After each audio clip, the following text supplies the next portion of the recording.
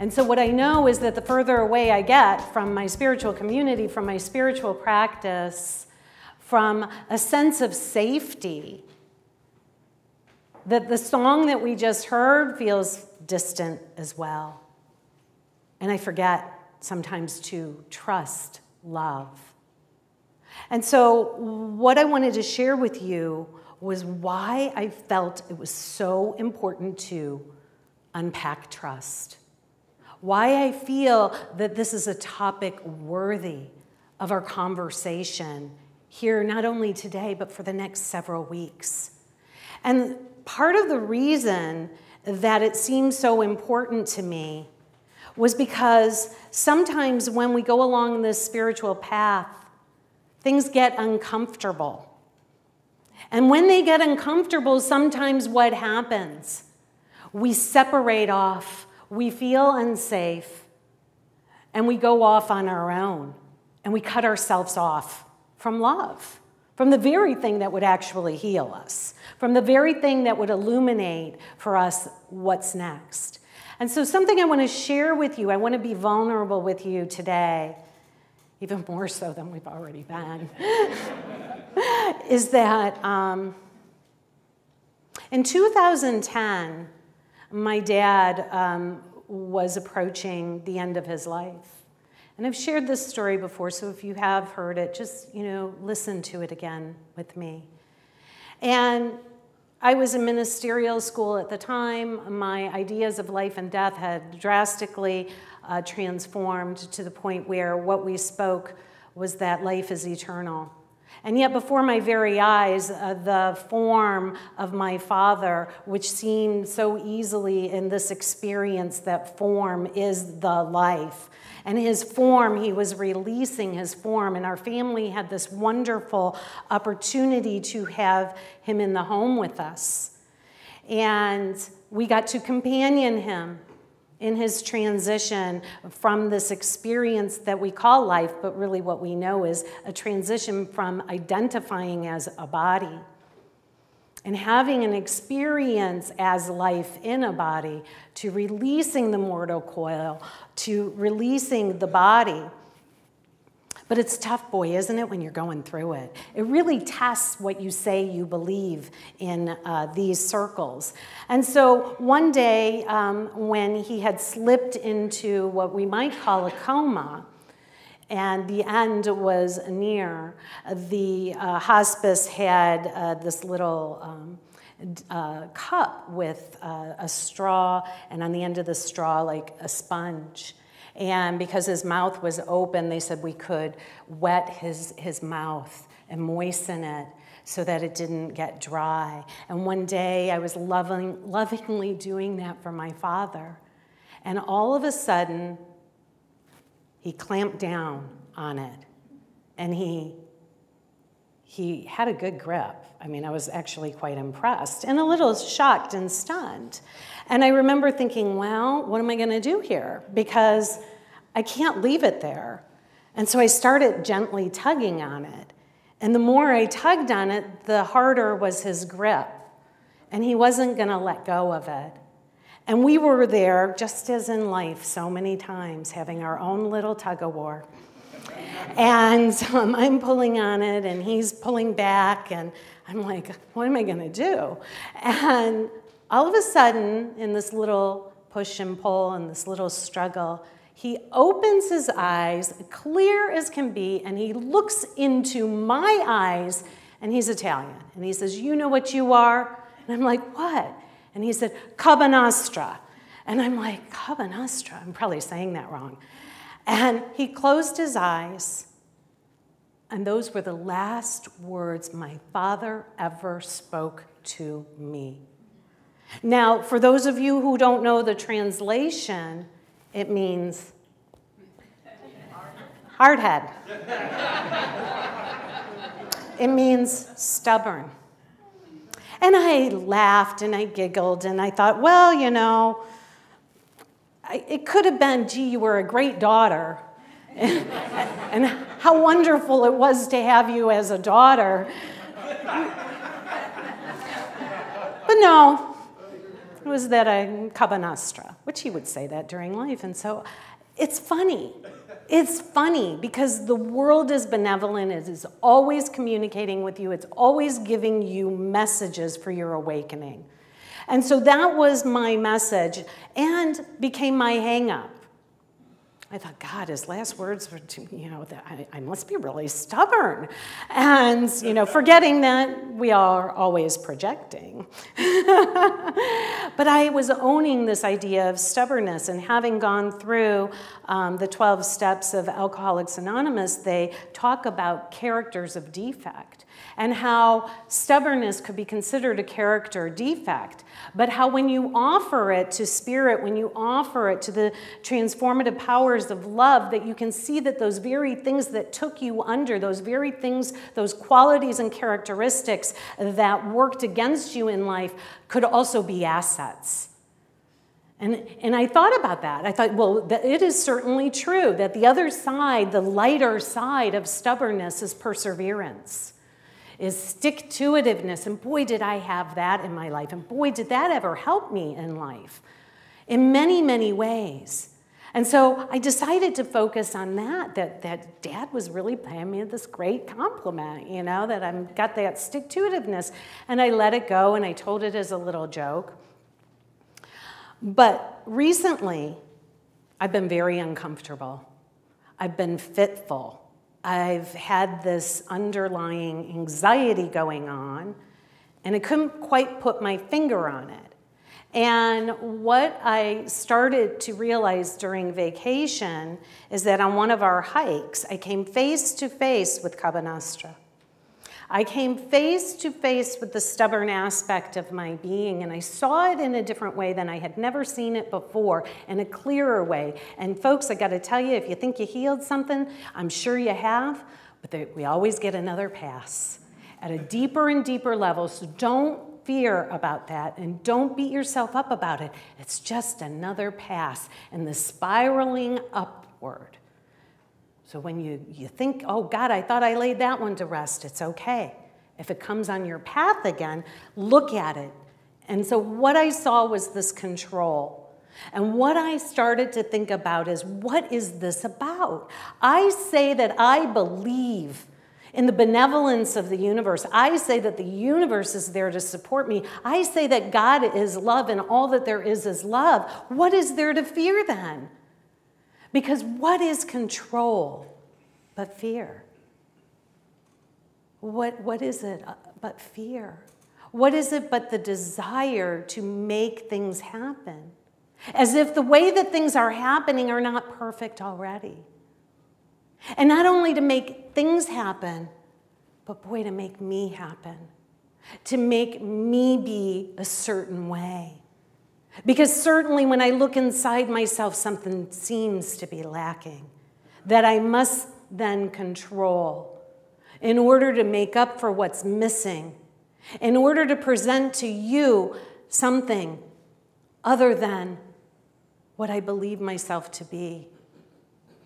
And so that's why we're talking about trust.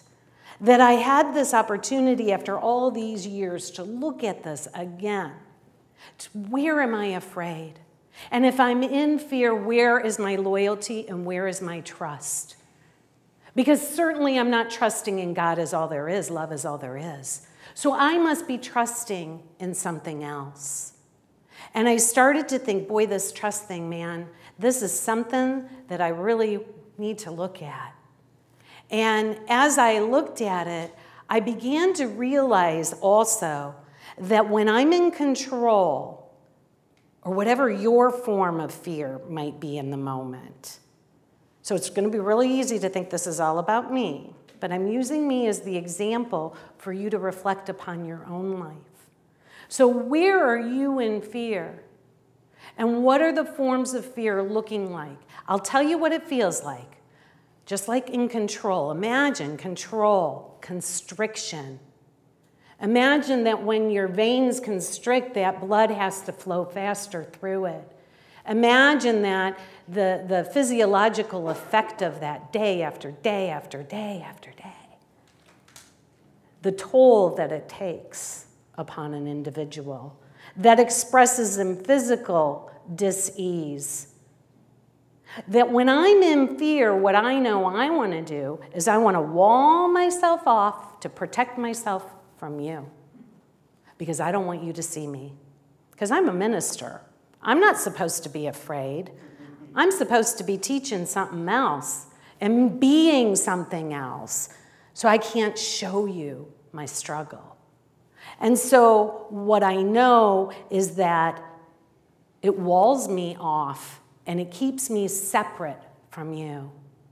So as I was studying trust, what I learned is that nothing occurs without trust. No creativity, no expression, no joining together as we are doing here today. There is a level of trust that brings you here today that you're not even aware of. It's happening without you being aware of it. And what I know in our society is that, especially in America, we value independence. We value pulling ourselves up by the bootstrap and putting on a good face and being the cowboy or cowgirl and lassoing that problem down to the ground all by ourselves. That's what we seem to value here. That's what we've been conditioned. And I saw this video. That brought me to tears, and it was a different species that was teaching me of this. And okay, everybody's an adult. It's a little graphic. Graphic alert. I've never said that. That's probably not the way you say it. This is an elephant in the wild giving birth. And there's the little one, the new little one, just coming into life. Mama's a little surprised, like, what the heck do I do now? Baby is flat on its back, but Mama comes in. She's got to get her up on her feet right away. Right away, get her up and moving. But what you will see in a moment is that you will see a community of fellows and sisters and even other little baby elephants gathering around this new birth, gathering around a vulnerability. Because make no mistake, that little one is vulnerable in that moment. And what happens is a community gathers around to make sure that that little one is safe. They join together. They don't go off and just send a card and go, okay, well, happy new arrival. They're there. They're helping. They're a community. They are a tribe. When I saw this the first time, I cried. I thought it was beautiful. I thought there are the masters that we get to learn from. I remembered that everything is an echo of God. Yeah, everything. Everything is an echo of the voice of God. That is an echo of the voice of God, teaching me, showing us how to be, that we need one another, that we were not meant to be alone. Not in this experience, not in any experience. And so what I realize is that in our experience here, we forgot. We have forgotten our dependence and interdependence upon one another, which trust is a characteristic that is required for that to happen. We cannot survive alone because we are not alone. And for us to pretend that we are is to practice antitrust, to practice fear, to place our loyalty in fear. We are from oneness, and to oneness we return. We are of the universe. And being a part of the universe requires that you trust.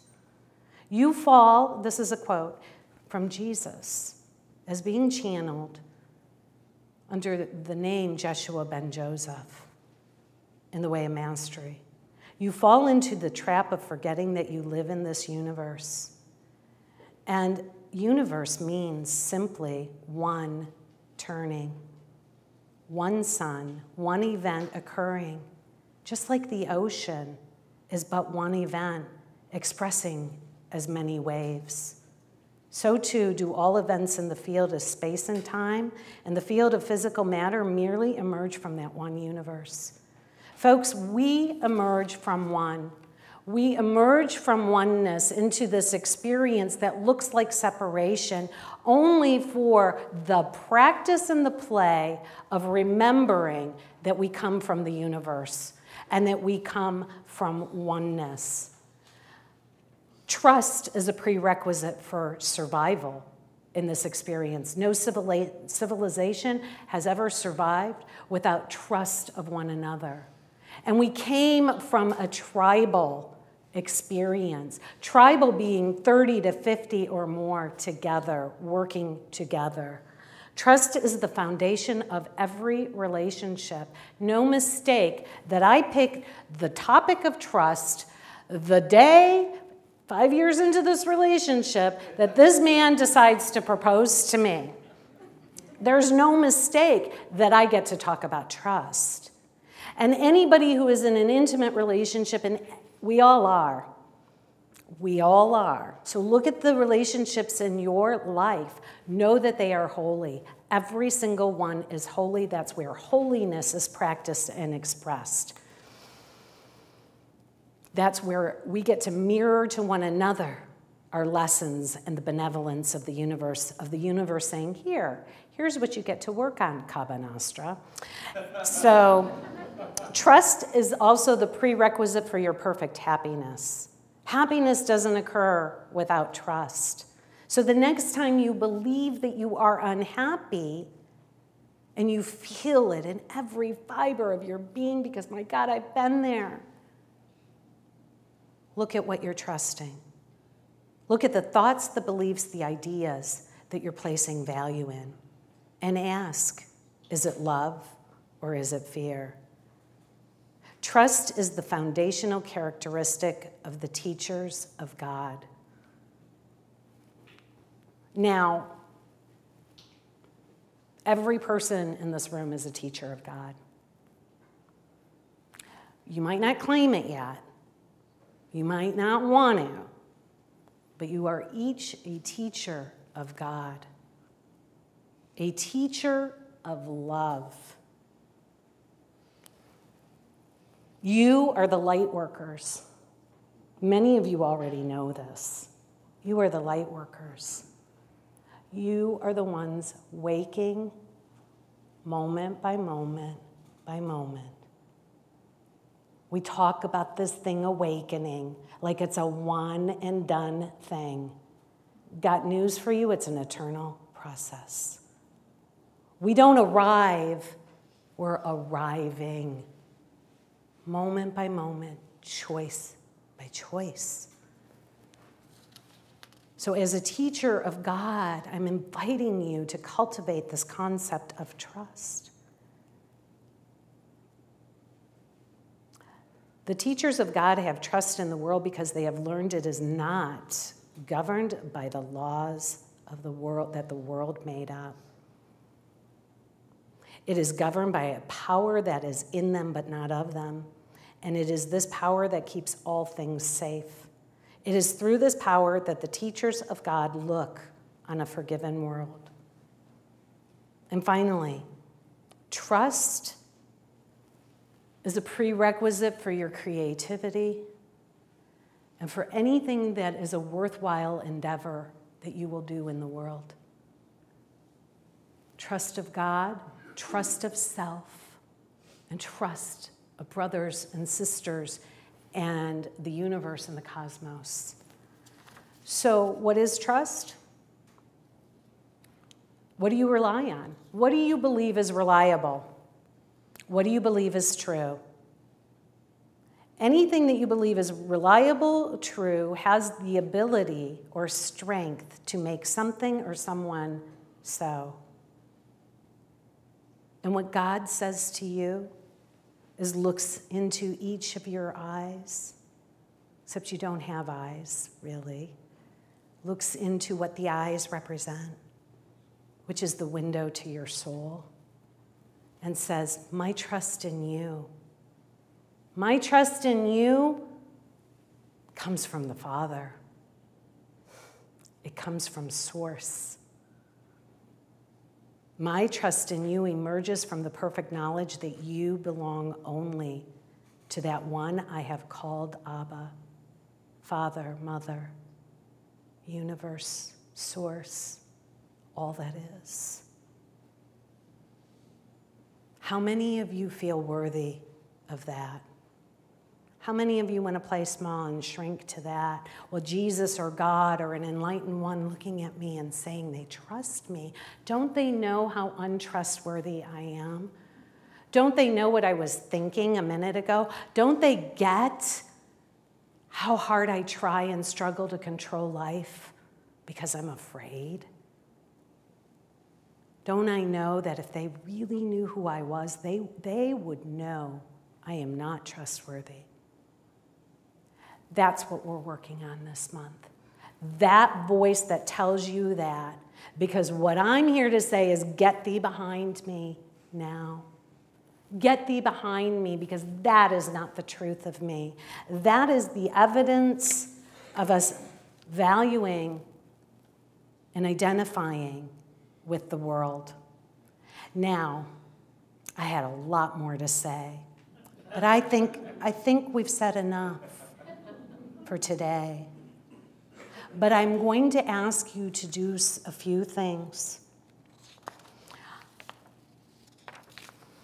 You did all those other really great pictures, and I'm so sorry because we can use them next week. We had some really good pictures planned. But I think the elephant thing was good enough. What do you guys say? Yeah. So what I want to say to you is that when you hear that voice of unworthiness that says that you are not trustworthy, that couldn't look into the eyes of all that is, that beholds no inequity, that sees you perfect, whole, and complete. And what we're going to do is we're going to begin to practice, beginning with trusting love, which is another way of saying to trust God.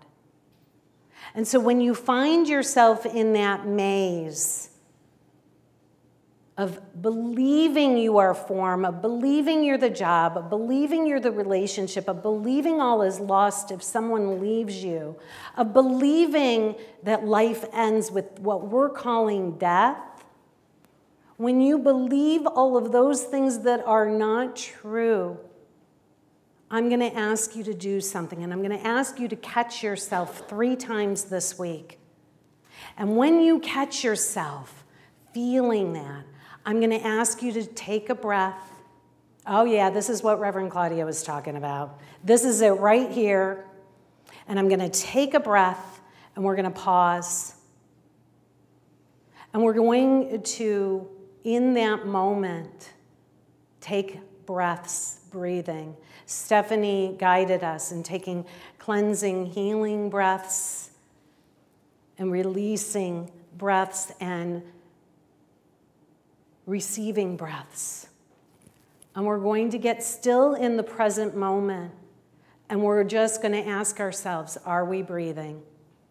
The answer will be yes, because the instruction was to breathe. Okay? So yes, I am breathing. The next thing you're going to ask is, are you there? I don't care who you think the you is. The you can be God. The you can be your higher self. The you can be the Holy Spirit. The you can be Jesus. The you can be your personal guru. The you can be your guide, your angel. Whatever resonates with you, are you there? And listen and pause. And then I'm going to invite you to remember love. That you are loving, lovable forever. And I'm going to ask you to just be there. And in that moment, I'm going to invite you to love everything. You're not going to want to feel like it, perhaps. But what I'd like you to do is think about love. And spend 5 minutes thinking about love. I want you to do nothing but love in that moment You can keep your eyes open, and I want you to love everything you see, all that you notice, everything that arises in your mind as a memory, as an image. Practice loving it. Simply decide. Make the decision. The decision is at the beginning. You're already deciding you can love. Well, I can't. Well, you don't have to. That you that you're talking to will do it through you and as you. And that's all. So where else can you go where your assignment is to pause in the midst of something, to breathe, to connect with Spirit, holy and divine, and then just to practice love for 5 minutes? I want you to do that once, maybe twice, maybe 3 times this week. And actually, and the week starts after you leave here, okay? Because we're going to invite Stephanie up, and we're going to practice this together.